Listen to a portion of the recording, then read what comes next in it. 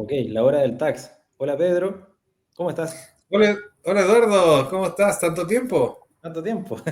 Sí, había pasado un buen periodo sin que grabáramos capítulos nuevos, El pero ya público, estamos de vuelta.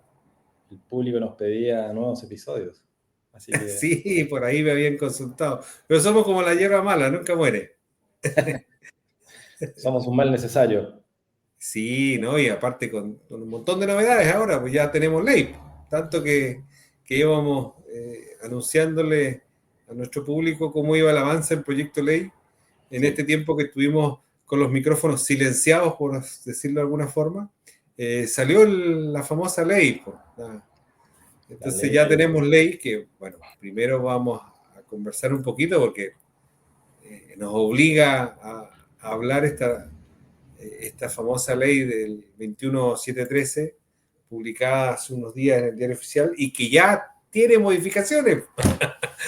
sí, claro, están comentando que en tiempo récord ya se está aprobando la ley corta para resolver algunos defectos más o menos importantes que tenía la ley aprobada. Así que, pero me llama la atención, Pedro, que la tasa del ProPyme quedó igual, como que estamos predestinados al 25%.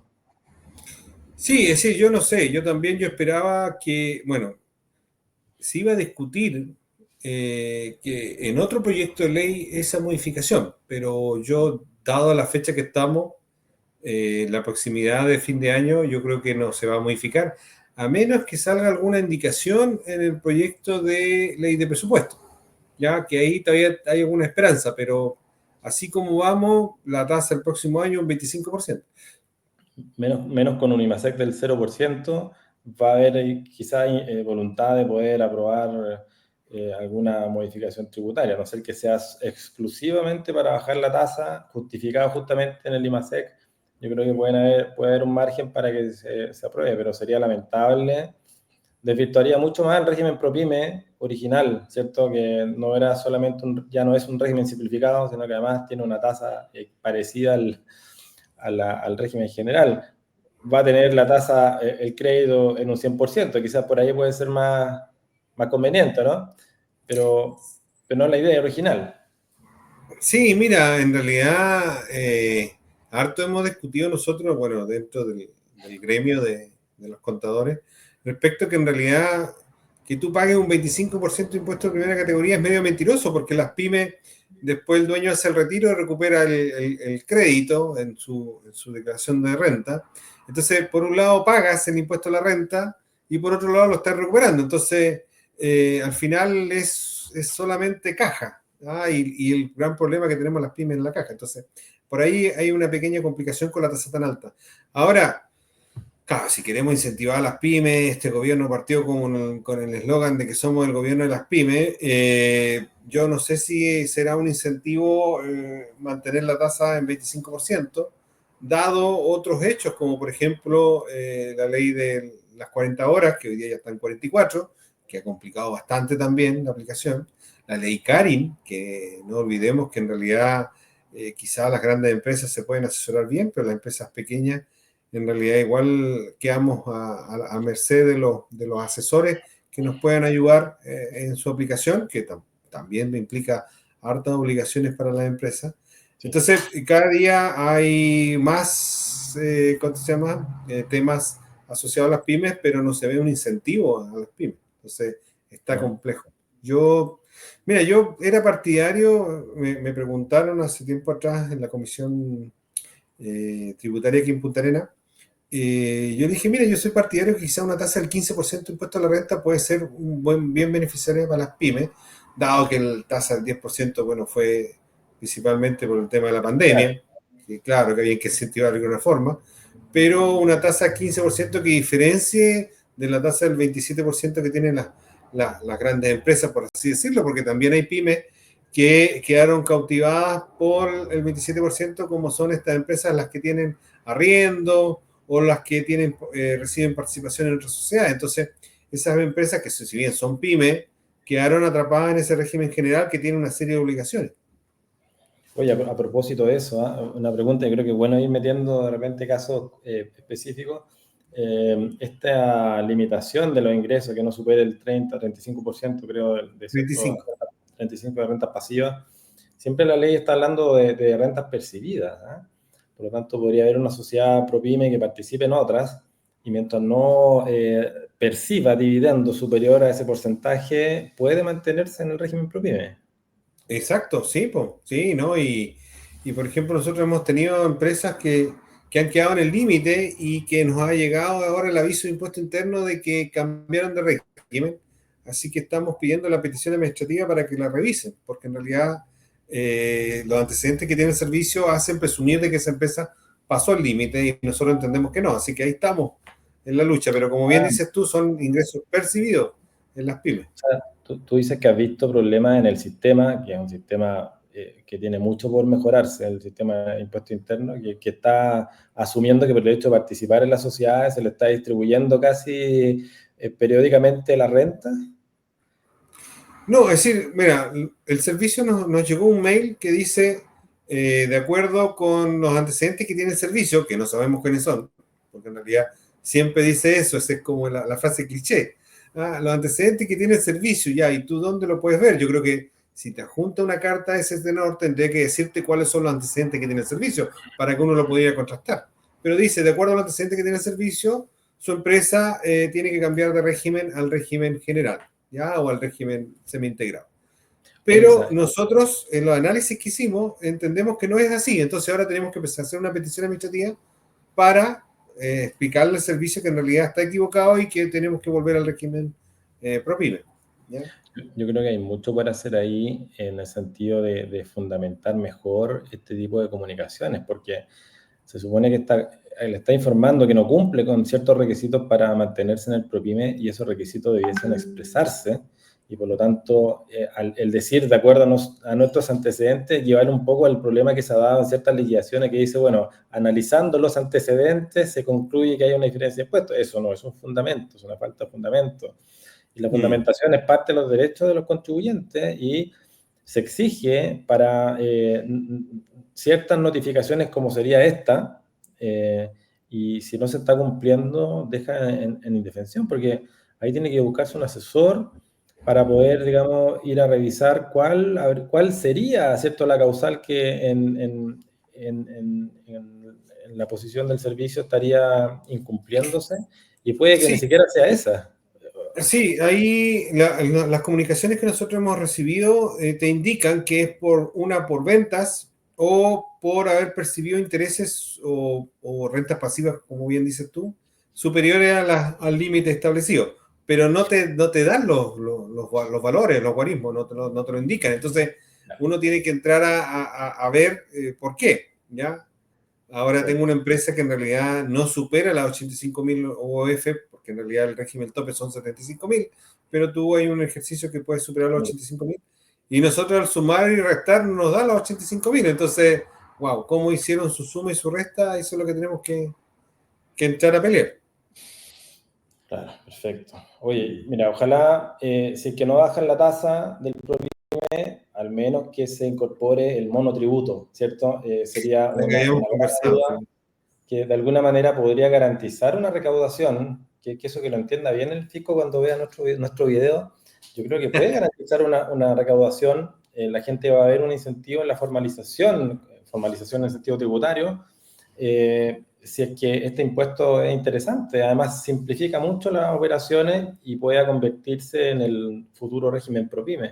Ojalá que alguna de esas dos alternativas se cumple, pero como dices tú, es difícil ya que estamos en noviembre. No, Bueno, está muy complicado eso y hoy día el gobierno está más preocupado de sacar adelante su ley de presupuesto y que otras iniciativas que puedan salir. Aparte que creo que esto tiene que firmarse el 30 de noviembre, entonces hay todo un tema, quedan 20 días, pero que va a ser intenso en cuanto a negociaciones. Entre medio viene la negociación con el reajuste del empleo público que nosotros esperamos con ansia en nuestra época de funcionarios públicos, que también es importante el tema. Entonces se ve difícil que haya algo y tampoco he escuchado a los gremios que estén manifestándose. Yo generalmente participo en varias comisiones y no he escuchado a alguien que levante la mano y diga, oye, las pymes ¿Tenemos algo? No, no lo he escuchado. No voy a entrar en explicaciones de lo que yo puedo entender por razones, pero sí, llama la atención. Oye, hagamos un repaso de la... Sí, pues, sí, hagamos un pequeño repaso de cuáles fueron las modificaciones y las leyes que se vieron modificadas. A ver, en líneas generales, ¿cierto? En materia del Código Tributario hay varios cambios que es importante considerar. Hay ciertas obligaciones de información. Se complica un poco la práctica quizás mañosa, ¿cierto? De hacer ciertas modificaciones y no avisarlas dentro del plazo de los 2 meses que dice el Código Tributario. En la lógica de que podía pasar el tiempo y después la eventual diferencia de impuestos va a estar prescrita. Y aquí se resuelve de alguna manera extendiendo el plazo de la prescripción para ciertas comunicaciones que no se hayan hecho, debiendo de haberlas realizado. Y eso además va a implicar alguna sanción. Así que yo creo que es una mejora, porque obviamente esa práctica no está bien y tiene que resolverse. Hay un deber general de todos los contribuyentes de informar sus modificaciones del ciclo de vida y eso se tiene que hacer dentro del plazo legal. Es una regla para todos.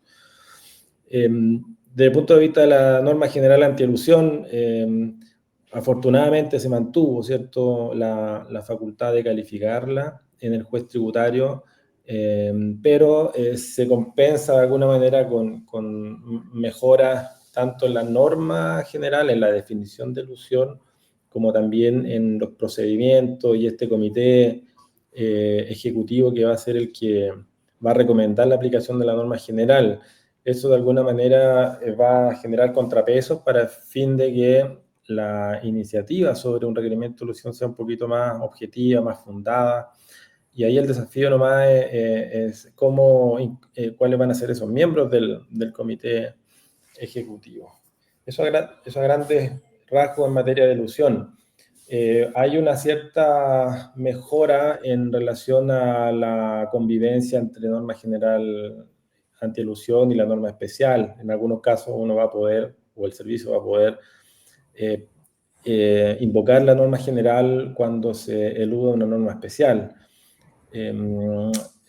Eso, a ver, ¿qué más? Hay una nueva hipótesis de elusión que se va a dar cuando se obtenga un beneficio tributario o un régimen tributario especial, y eso quizá va a abrir una nueva arista en las zonas extremas, ¿cierto?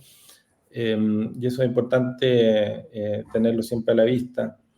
Hay multas al asesor, se aumentan, y bueno, la vigencia de esta norma general sería el primer día del mes siguiente al de la publicación en el Diario Oficial. Eso fue en el 24. Sí, ya está vigente. Sí, así es, exactamente. Eso, bueno, el grupo empresarial desafortunadamente hubiera sido bueno que se ofreciera un impuesto sustitutivo a los grupos empresariales. Yo lo planteé una vez, como ocurre en España, que se da una opción a que los grupos tributen como una sola unidad económica, que en verdad lo son, porque siempre está pensándose en una voluntad única, pero sigue la maraña, ¿cierto?, en que hay que estar determinando fraccionadamente los resultados de estas empresas y eso puede generar distorsiones, considerando que el grupo se retroalimenta de sus propios flujos y eso de alguna manera puede complicar la operatividad y la eficiencia tributaria. Así que quedó igual, pero se exige nomás un apoderado para estos grupos. Se habla de la sostenibilidad tributaria, que es como una especie de certificado, que puede ser interesante desde el punto de vista quizás corporativo, de imagen. Hay ciertas, digamos, exigencias internacionales que valoran a las sociedades o a las empresas que estén de alguna manera certificadas desde el punto de vista de la sostenibilidad tributaria, pero se ha criticado también que esa sostenibilidad o esa certificación no le entrega mucho al contribuyente, ¿ah? Es decir, no hay nada a cambio, no hay un... Claro, ¿cierto? ¿Qué beneficio traes? No, es como claro. la ley de actualmente el sello 40 horas de las empresas que se acogen. Exactamente, claro. Salvo que tengas un loguito que dice 40 horas, no hay ningún beneficio adicional.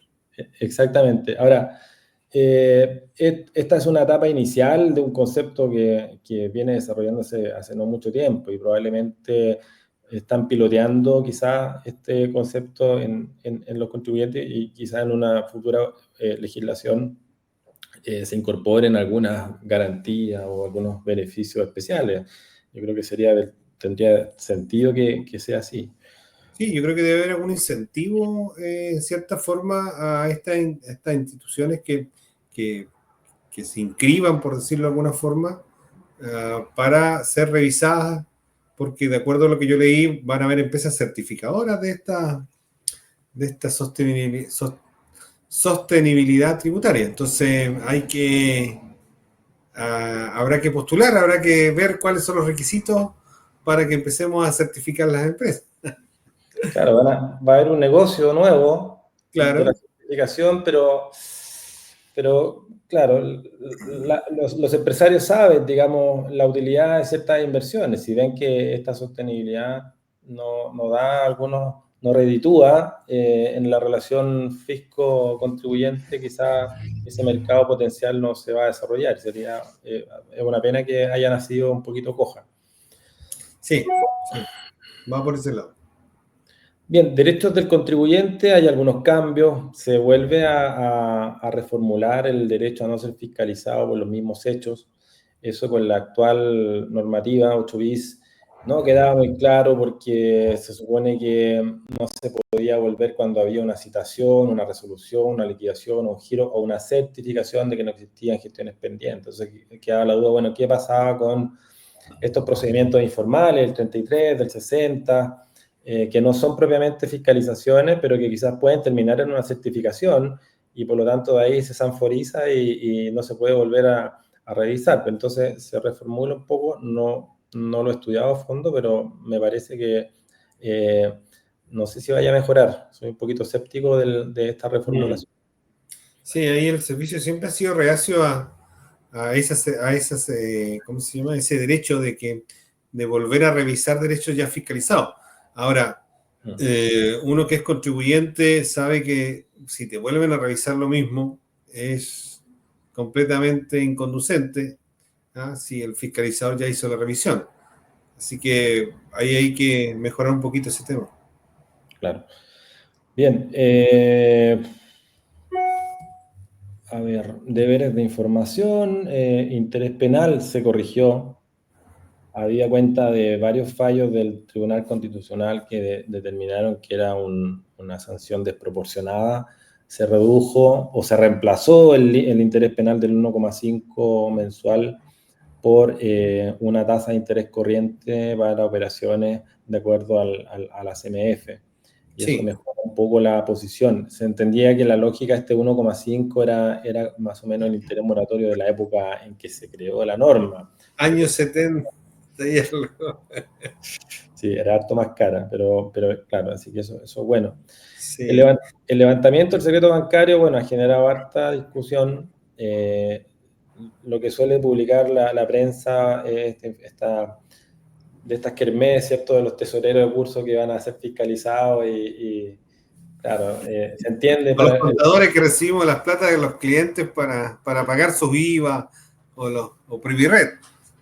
Claro, quizás ahí, claro, toda la razón, ahí quizás habría que respaldar este tipo de movimiento con algún mandato eh, con representación, buscar la fórmula para poder respaldarlo. Sí, bueno, pero en realidad mira, yo he escuchado hartas charlas, he estado metido en varias discusiones sobre el tema, y en realidad lo que va a informar el banco va a decir, mira, esta persona recibió más de 50 transferencias en el periodo por tal monto, pero no va a indicar quién le transfirió, qué monto Sí, le transfirió, nada. Entonces claro. va a ser un dato que va a tener el servicio, va a decir, mira, este es contador, hace tantas boletas, debe ser parte de su negocio normal. Ahora, generalmente si uno recibe un fondo de un cliente para pagar no sé, un Previred, por ejemplo, ese mismo monto uno después lo paga. Entonces uno puede acreditarle al servicio diciéndole, mira, esto me pagaron y aquí yo pagué. ¿Sí? Claro, ¿Para qué buscarle un poquito más de vuelta? Así que sí. no, yo en realidad no, yo me preocuparía si fuera un informal que estoy recibiendo muchas transferencias, o los chinos, que todo al contado con transferencia, y eso yo me preocuparía más que ¿cuánto se llama? El secretario, el tesorero del curso que recibe las transferencias. Sí. Ahora, a propósito de eso, yo lo he escuchado a título de broma, que en el fondo vamos a volver a la edad de piedra y vamos a usar billetes. No sé si eso al final va a ser, es el efecto y por lo mismo quizás no estén muy contentos los bancos con esta medida, ¿no? Bueno, varios ya están anunciando en redes sociales cuando venden productos que solamente aceptan efectivo. Y eso que antes de esta ley, la tendencia era que la moneda estaba desapareciendo. Exacto. Pero ahora, feliz el Banco Central porque tenía un plan de incentivo a usar el billete. Ahora debe estar súper feliz.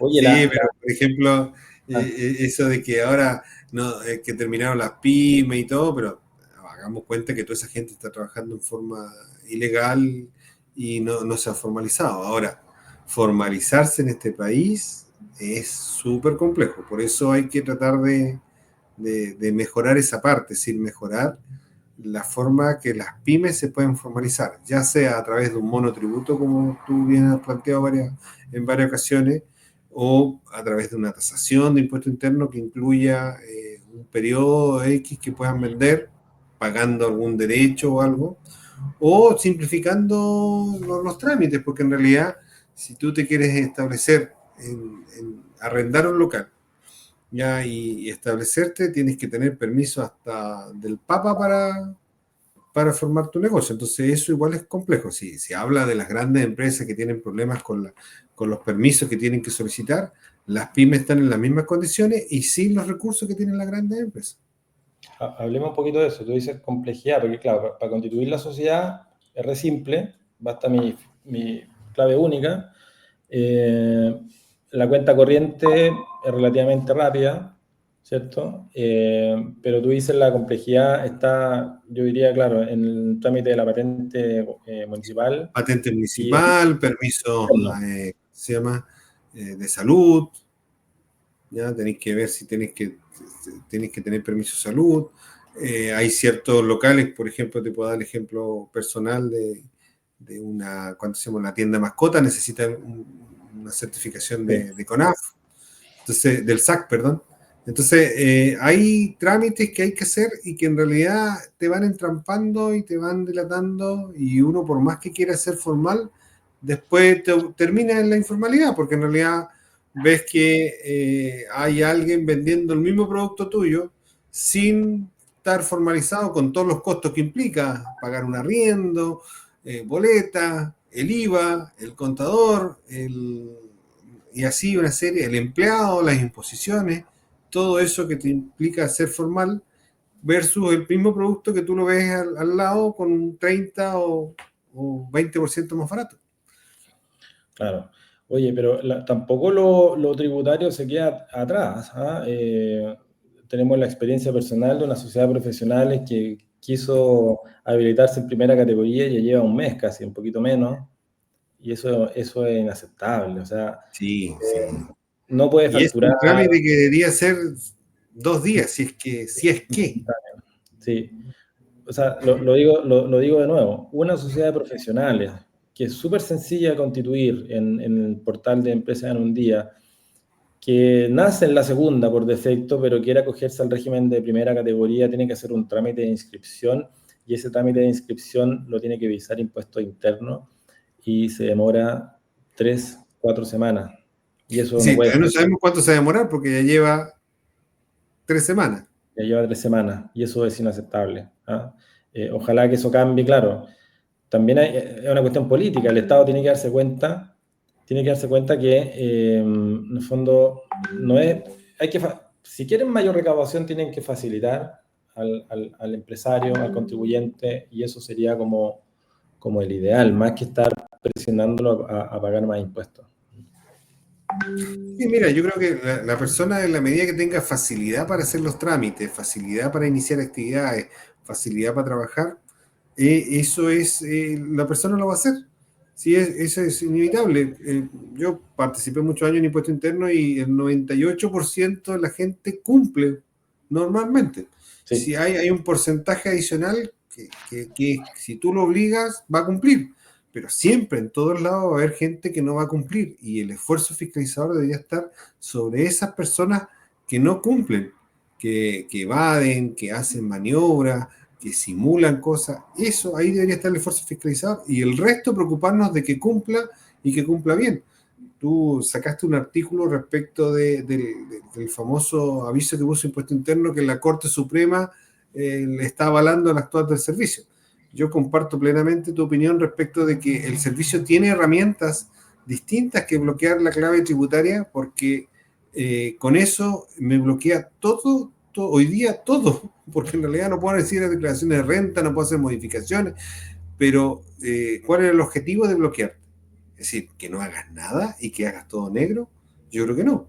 sí, es un poquito matonesco. Algunos dirían, bueno, bastaba la comparecencia, pero si uno ve el expediente de estos casos, que es una noticia que publicó Impuesto Interno la semana pasada, no era solamente la comparecencia, había información que no había sido actualizada y probablemente no se lo iban a liberar asistiendo a las oficinas. Yo creo que hubiera sido muy difícil. Por lo tanto, no Pero correspondía esa actitud. claro, aparte que ya, esa persona no había cambiado, por decirte, no había actualizado la información, no había cambiado de domicilio, no había hecho una serie de cosas que tenía que hacer ante el servicio. Bueno, le bloqueamos el timbraje. ¿Cuál es el daño que puede seguir haciendo si no emite documento? Claro. Y ahí hay una norma que es el 8 ter, el artículo 8 ter, Claro, y el que para, servicio, que para proceder con esa medida hay que dictar una resolución fundada, ¿cierto? y tiene los fundamentos, los puedes hacer, tienes las herramientas para hacerlo, pero Pero no tenía que ser bloquearme la clave tributaria porque con eso me bloquea todo. exactamente. Claro, si uno ve el 8 ter, espera, déjame, el 8 ter, claro. Estas autorizaciones podrán ser diferidas, revocadas o restringidas por la Dirección Regional mediante resolución fundada a contribuyentes que se encuentren en alguna de estas situaciones. Ya, ¿te fijas? No es llegar y bloquear. Así Mm. que, Bueno, claro, ahí ya hablamos nosotros en un programa anterior respecto a los derechos de los contribuyentes y también un punto que tú bien manifiestas en tu artículo que lo leí completo y me pareció súper interesante. Respecto de tener herramientas más fáciles para que el contribuyente pueda hacer valer sus derechos.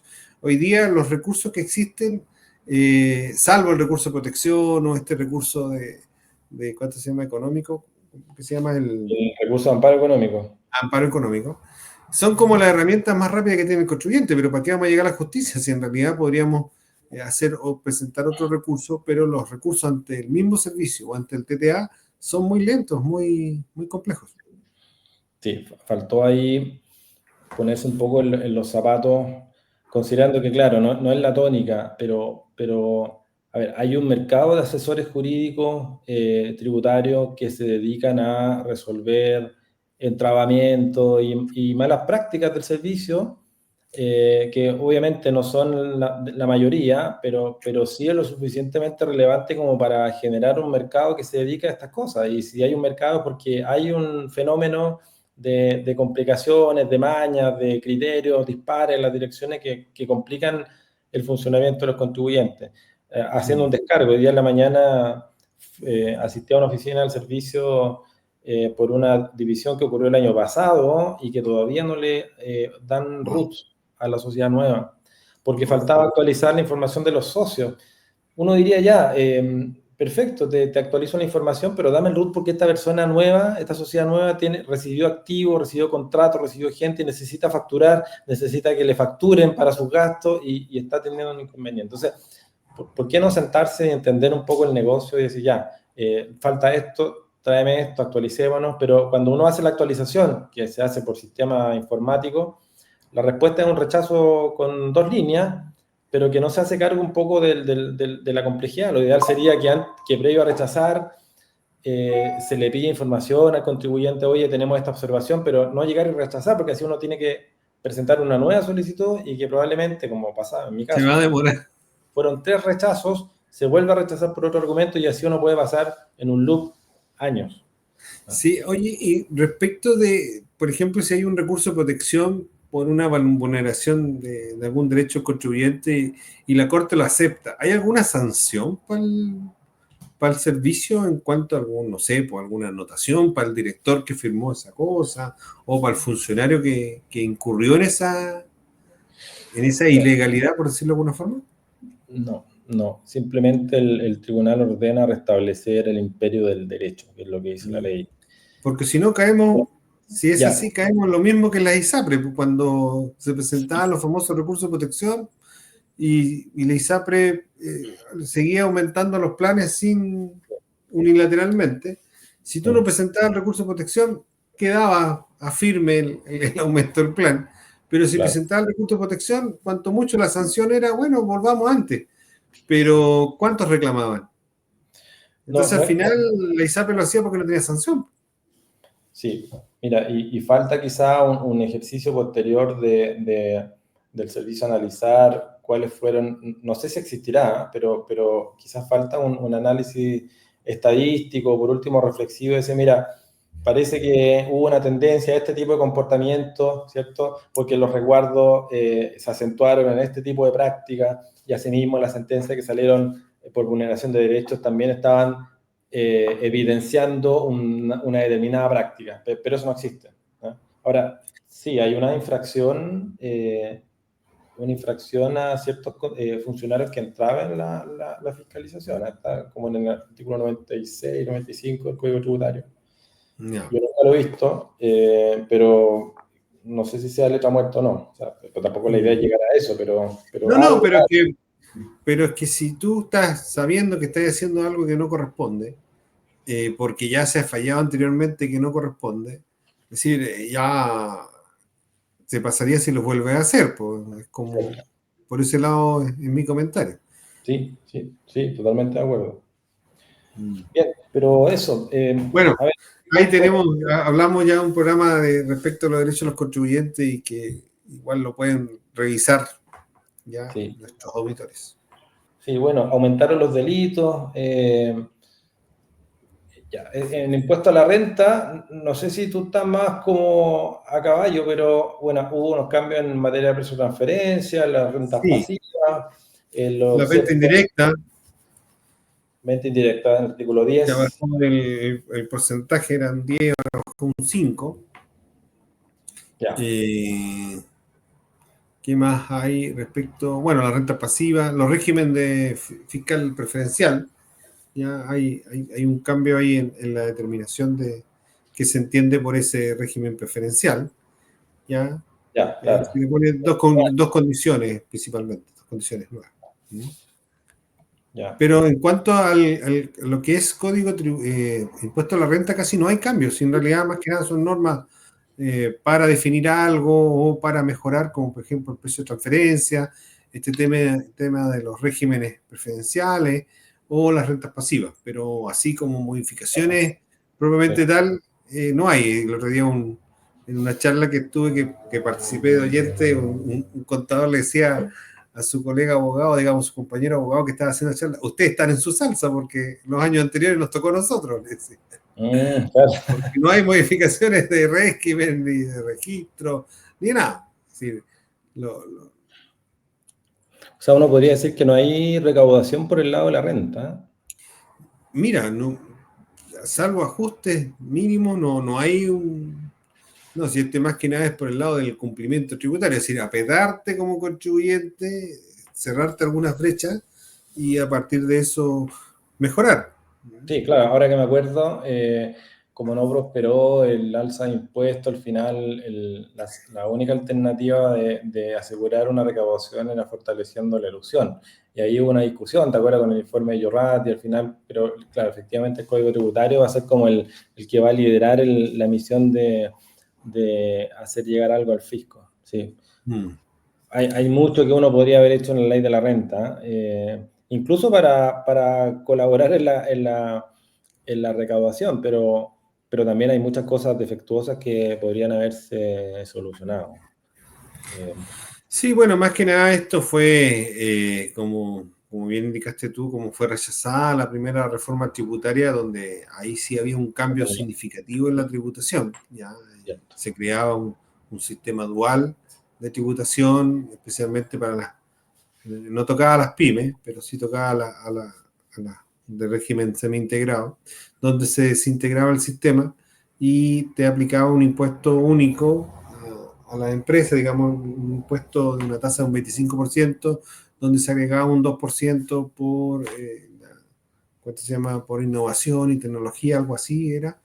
Y si tú retirabas las utilidades, te aplicaban otro impuesto a, a esa utilidad. Entonces, era un sistema desintegrado, sin derecho a crédito, tenían los retiros. Entonces, eso era muy complejo. ¿Ah? Yo creo que era algo que, si bien el Ministerio de Hacienda hizo una encuesta, donde yo participé también, donde pedía que uno presentara ideas o proyectos para la reforma tributaria, y el porcentaje mayoritario quería que el sistema se desintegrara, ¿ya? Pero hoy día, viendo los resultados, yo creo que un sistema integrado para el caso de Chile todavía funciona. Todavía funciona. Lo que sí, no volver al antiguo food, porque en realidad hubo uso y abuso de ese sistema, porque en realidad le faltaban bastantes restricciones, pero se puede volver a un sistema de esa forma, pero bien acotado y bien normado, en mi opinión, por lo menos. O sea, tú estás a favor de la desintegración. Yo estuve de acuerdo con desintegrar el sistema, pero en base a lo que se había presentado, que en Claro, realidad era bien complejo y bien, ya, y claro. bien difícil de usar en la práctica, porque en realidad uno empieza a leer las normas y empieza a decir, ¿y esto cómo lo voy a hacer? Claro, Eh, conversaba mucho Era el más título con complejo el que lo cuerpo actual. claro, no conversaba el título con la canción. Claro, se veía más complejo que lo actual. Ah, trataban de simplificar el sistema, pero era más complejo que lo actual. Entonces, claro, no, y todavía faltan las instrucciones del Servicio de Impuesto Interno, entonces, porque generalmente uno ve la ley como está ahora, por ejemplo, hay un montón de normas que se están cambiando, pero estamos esperando la circular de Impuesto Interno como para decir, ah, mira, esto es lo que interpreta el director y por lo tanto esto es lo que vamos a aplicar, que en realidad eso es lo que están esperando todos. Han salido algunas circulares, pero principalmente para algunos temas que eran como urgentes de, de implementar, como el sistema de reparación de capitales, que vamos a hablar un ratito más. Pero del resto no ha salido nada, entonces estamos Sí. ahí a la espera igual. Entonces, generalmente la ley dice una cosa, pero cuando el servicio saca la circular, ahí viene la complejidad. Le agrega ahí un factor adicional. De incertidumbre. Sí.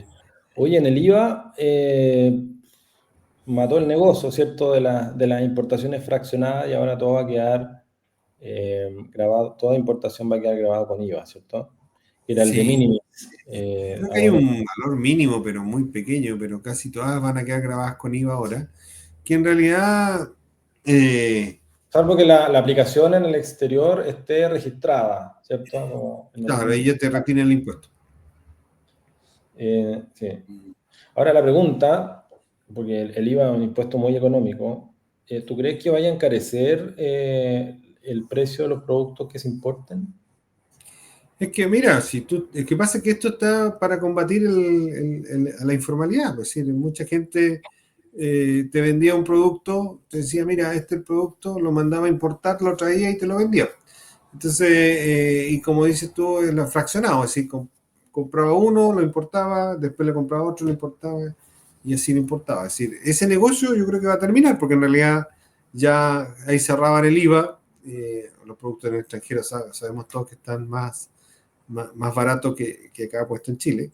Pero el importador clásico, el que ya está acostumbrado a trabajar, el que trae su producto de China y que paga la importación cuando ingresa al país y hace todo su tramitación en forma legal, ese no creo que tenga significación, salvo las modificaciones propias del mercado como el dólar o las elecciones en Estados Unidos, o si China entra en guerra, que son cosas que él no puede manejar, pero desde el punto de vista de estas nuevas normas no creo que haya modificación para él.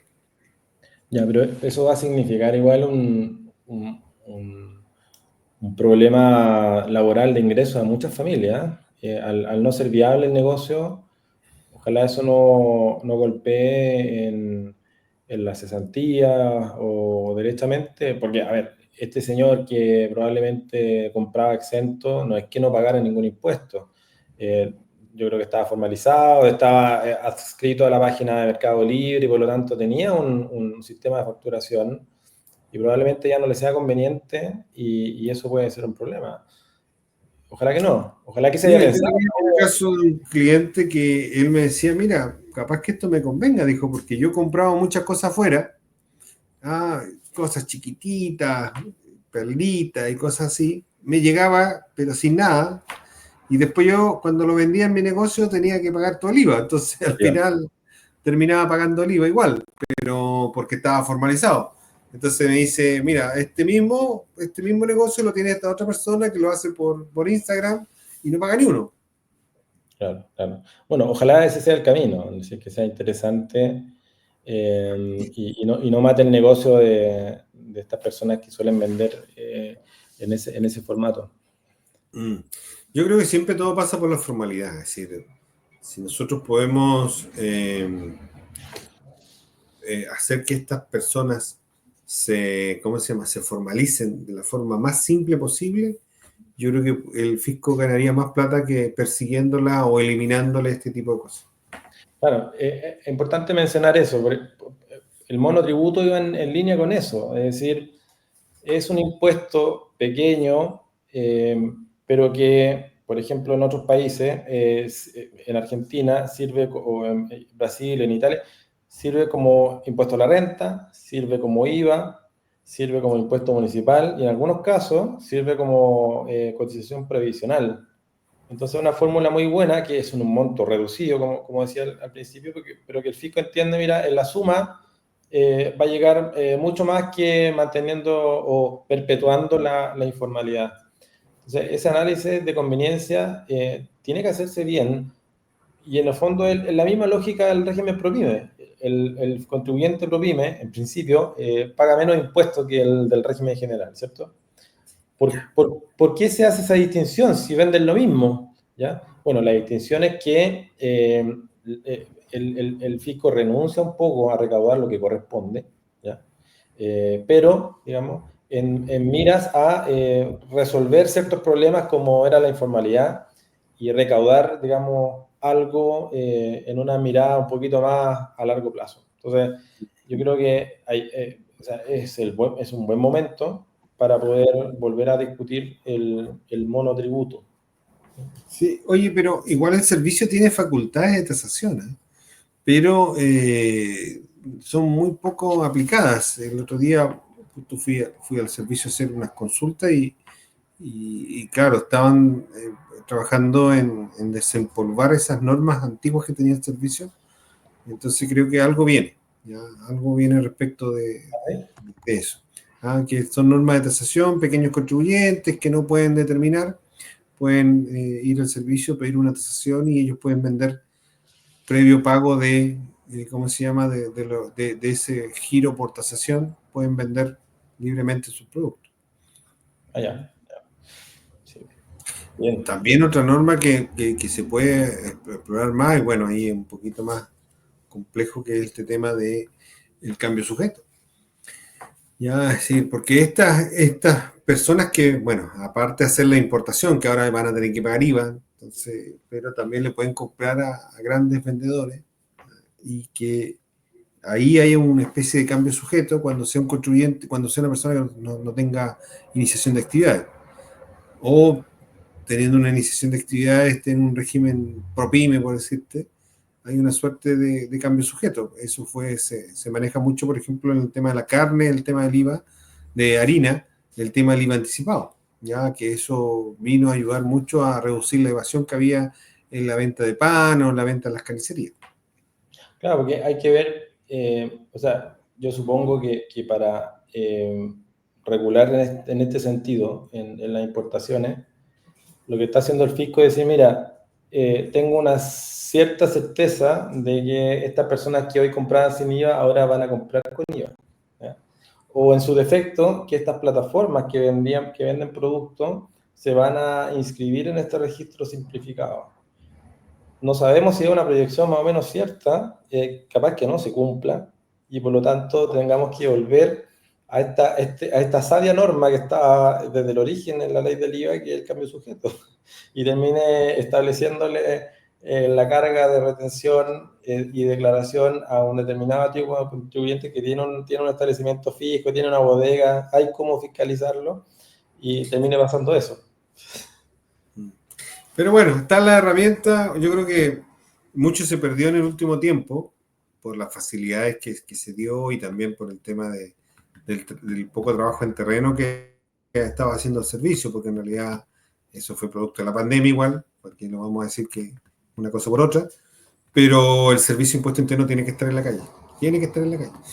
Tiene que sentirse la presencia de un ente fiscalizador y esa es la única forma de quizás, no sé, incentivar de alguna forma que la gente vuelva a la formalidad. Antiguo, cuando yo recién entré al servicio, hace allá 30 años, voy a cumplir ahora en diciembre,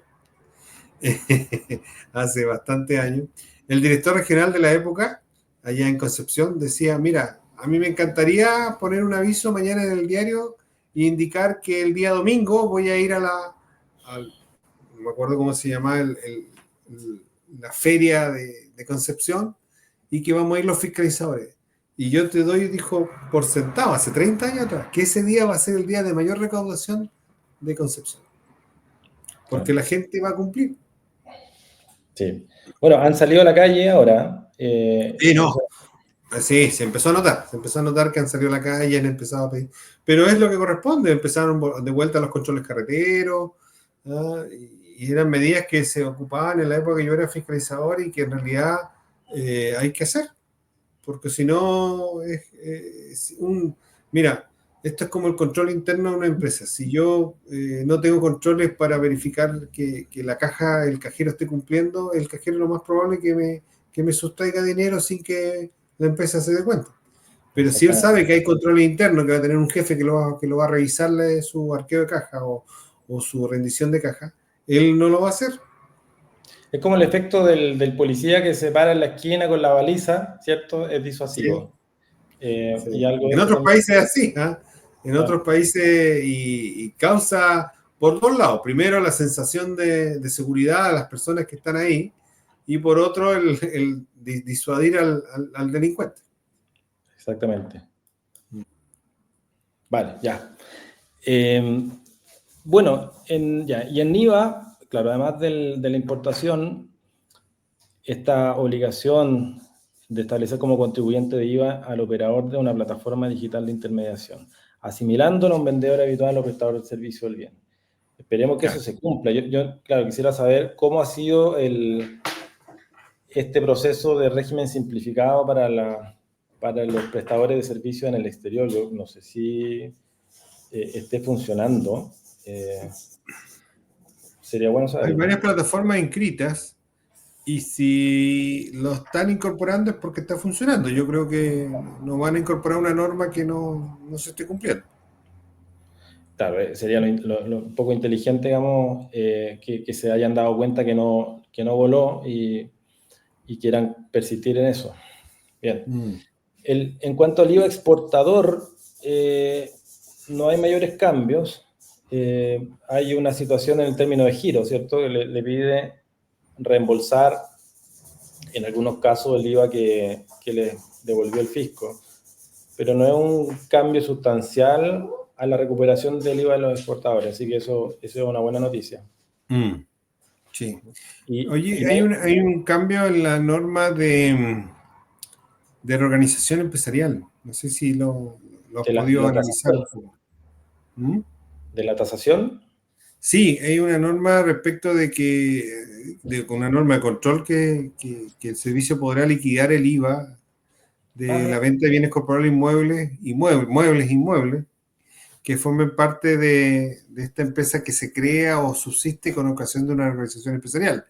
Ya cuando esta última haya tenido por objeto principal evitar el pago del impuesto. Es decir, que hay muchas figuras que se hacen para evitar el pago del IVA, entonces el servicio hoy día va a tener la facultad de liquidar y girar ese IVA, siempre y cuando me imagino que debe haber alguna formalidad para aplicar esta nueva norma. Para poder tasar, claro. Mm. Sí. Bueno, y a propósito de eso, la facultad de tasación, ¿cierto? Que cambió el 64 entero y que mejora un poco la figura de la conversión. Ya no se va a poder tasar si es que se cumplen los requisitos. Eso era una buena solución porque actualmente la gente no se convertía. O sea, el empresario individual no terminaba su giro y aportaba todo su activo y pasivo. ¿Ya? Y se veía obligado un poco a forzar la figura y a hacer un aporte parcial para poder acogerse al inciso quinto. Claro, porque si quedaba sin nada, Lo, gatillaba la... claro, lo tasaba. Entonces, ahora se mejoró esa norma, pero quedó un poquito extraña. No sé si aplicará también a la persona natural que aporta a una sociedad, o solo está Sí, pensando sí, en el persona individual. natural debe ser difícil. Yo creo que hay que siempre hacer el paso previo de empezar lo individual. Aún con este oficio polémico que salió hace unos meses, ¿cierto? Sí, pero que ahí, bueno, nosotros igual lo conversamos y era demasiado. Era demasiado. Sí, sí. Sí, Además lo hizo el Departamento de Normas Antilucía. Así que entiende un poco la cosa. pero bueno, Oye, mi estimado, ¿te parece hablar un poco de la repatriación de capitales? ya. Bueno, que tenía un plazo y que ahora con la nueva modificación se está, ¿cómo se llama? Ampliando Perfecto. hasta el 31 de diciembre. Sí, ya. Hablemos de esta norma. Aplica para residentes en Chile eh, que tengan bienes o bienes generados rentas que no cumplieron con sus obligaciones tributarias en Chile, que en el fondo que no fueron declaradas, ¿cierto? Hay un requisito de acreditar la propiedad de esos bienes, ¿ya?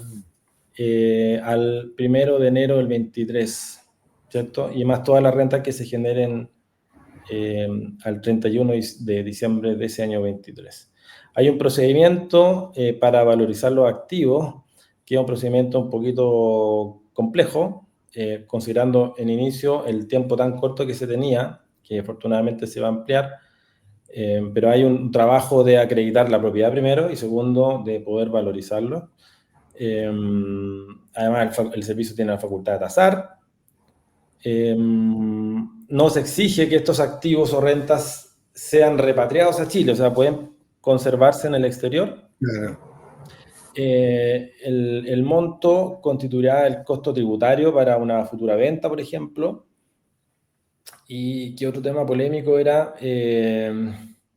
Claro, indirectamente se dice que si no se acoge a este sistema de repatriación, en el caso de que el servicio quiera perseguir la responsabilidad penal, se va a considerar que es una circunstancia agravante no haberse acogido a este impuesto de repatriación.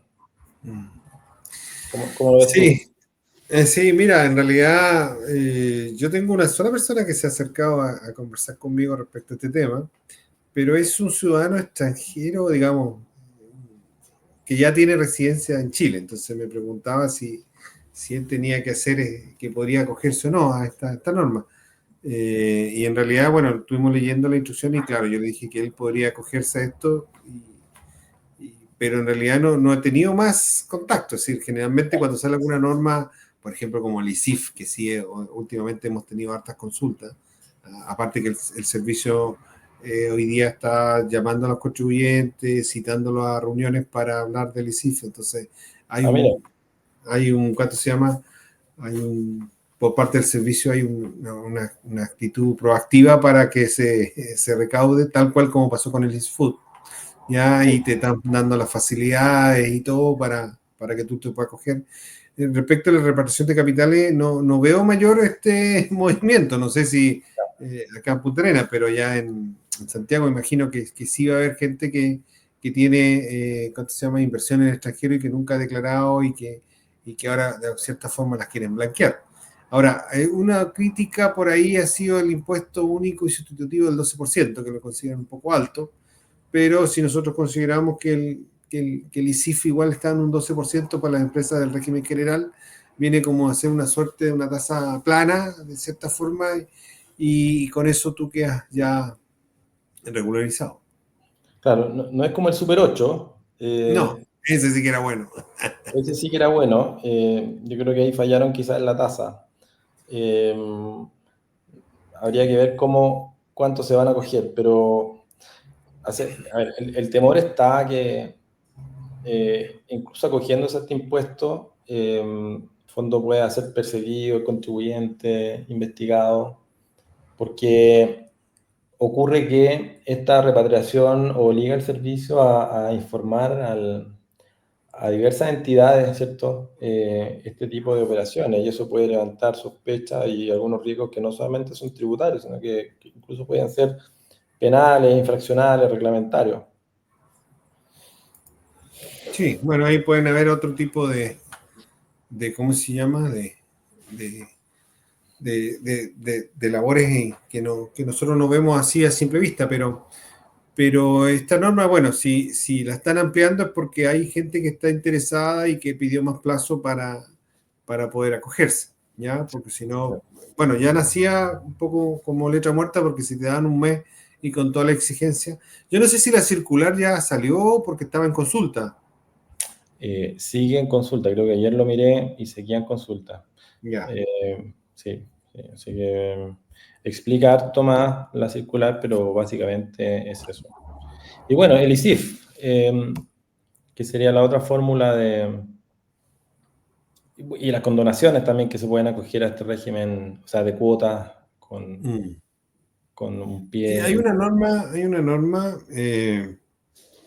que me llamó la atención que es la condonación, digamos, la prescripción de las deudas, ya que creo que tenían, ¿cuántos son? 10 años, parece la norma que se estableció, que no lo había visto yo en otras leyes y que me llamó la atención porque Tesorería, ¿cómo se llama?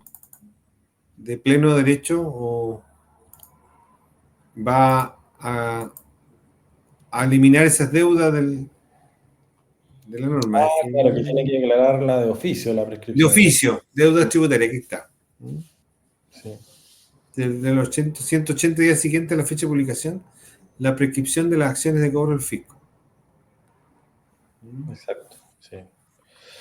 Y la condonación tiene una cierta exigencia, ¿cierto?, de la antigüedad de la deuda. Creo que es Sí, 2023, algo así. sí, tienen que ser giradas al 31 de diciembre del 2023. ¿Ya? Y ya terminó, porque en realidad era hasta el 31 de octubre, ¿no? Supuestamente con este proyecto Se va a ampliar. digamos que está en el Congreso, que ya debería estar salir por publicarse, ahí se amplía el plazo hasta el 31 de diciembre. Sí, sí. Y te condonaba el 100% de los intereses y multas y te daba un plazo de 48 meses para cancelar. Muy bueno.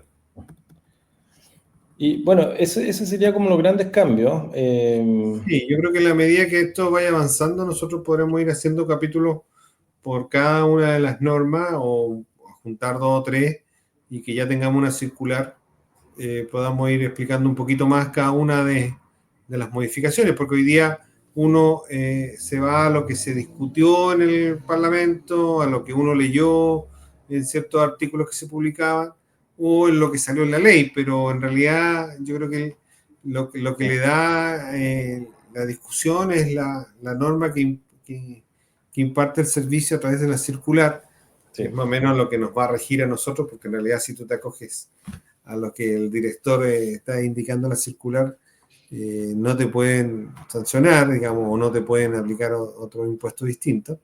Entonces, yo creo que en esa materia ahí ya podríamos entrar a profundizar un poco más. ¿Ya? Por ahora, como te mencioné al principio, solamente está en lo que se está discutiendo a nivel de plataformas o de grupos que uno tiene de discusión. sí. Esperemos que esta segunda tanda de reformas eh, tenga no solamente un objetivo de recaudación, sino que también de mejoramiento de la normativa, mejoramiento de los derechos del contribuyente, ojalá fortalecer los recursos de resguardo, hacer un poquito más eficiente el mecanismo de aviso de informaciones al servicio, que no sea un simple rechazo, que no entorpezca un poco la actividad. Ojalá que la ley se ponga un poquito y yo creo que la presión de los gremios y los organismos particulares va a ser fundamental para que entiendan un poquito los problemas que se dan al otro lado, ¿cierto? En el mundo empresarial, de los contribuyentes, que no es fácil tener que recurrir a asesores, que no pueden facturar, que les bloquean las claves. ¿Ah? Entonces, yo no sé si le dieron más atribuciones a la DDCOM o no. sí, puede asesorar judicialmente. Porque esa es la institución que tiene que ser el contrapeso del servicio. Hoy día, en cierta forma, ha sido el Colegio de Contadores, algunos gremios quienes han levantado la voz por algunos temas que pasan, principalmente en la operación renta, que es ahí donde se producen los descalabros en los sistemas y en la información que está entregando el servicio. Pero yo creo que la DDCON es la gran institución llamada a ponerle un contrapeso al servicio y decirle, oye, mira, yo no vi ninguna opinión de la DDCON respecto de esta publicación del servicio, respecto de este recurso que le aceptó la Corte Suprema. ¿Verdad? Yo hubiese esperado ahí una opinión ahí diciéndole, mira, en realidad, claro, sí, no es el mecanismo, no es la forma. Sí. Claro, la DDCON puede representar o debe representar judicialmente ante los TTA a las pymes que obtengan menos de 2.400 UF al año, de ingresos supongo, y a las personas naturales que obtengan menos de 30 UTA anuales y en los procedimientos especiales de reclamo por vulneración de derechos. Entonces, algo hay, pero tiene un problema de origen la DDCON, ¿cierto? La dependencia que tiene al Ministerio de Hacienda, de hermana de impuestos internos. La DDCON hoy día solamente creo que está en Santiago, no, en regiones no existe. Mira, no sabía eso. Por lo menos aquí no existe. ¿no? Ya. Entonces, claro. Pero bueno, paso a paso, eso es. Yo creo que nos dio el tiempo para poder hablar de lo que queríamos hablar al inicio, que era la ley austral y algunos regímenes de zonas francas, pero yo creo que lo vamos a tener que dejar para la próxima. Dejémoslo para un próximo capítulo donde hablemos podemos hablar de la ley austral y de la ley de zona franca, los dos en uno, ¿ya? Y podemos partir con la ley austral, que ya conocemos un poquito más, nosotros dos, y la ley de zona franca después en el siguiente bloque, ¿ya? Perfecto. Y así hacemos otro programa respecto a esta materia. Ya creo que podríamos también conversar del avance de las instrucciones circulares que está sacando el servicio. Claro, ya. Dejémoslo así, entonces. Espero que haya sido un buen aporte este video para nuestros oyentes y la próxima semana ya nos comprometemos a hablar sobre zonas extremas. Sirvió para sacarnos el polvo. Después de harto tiempo que no nos juntamos y conversar, pero cierto. Yo creo que no deberíamos perder esta buena costumbre que teníamos de juntarnos una vez a la semana y de hablar de temas que quizás les interesen a algunos, pero que a nosotros nos apasionan. Perfecto. Ya, Pedro Fechi. Ya, pues, amigo. Espero que esté muy bien, amigo. Un abrazo. Igual, buen fin de semana y a disfrutar de la familia. Gracias. Chao.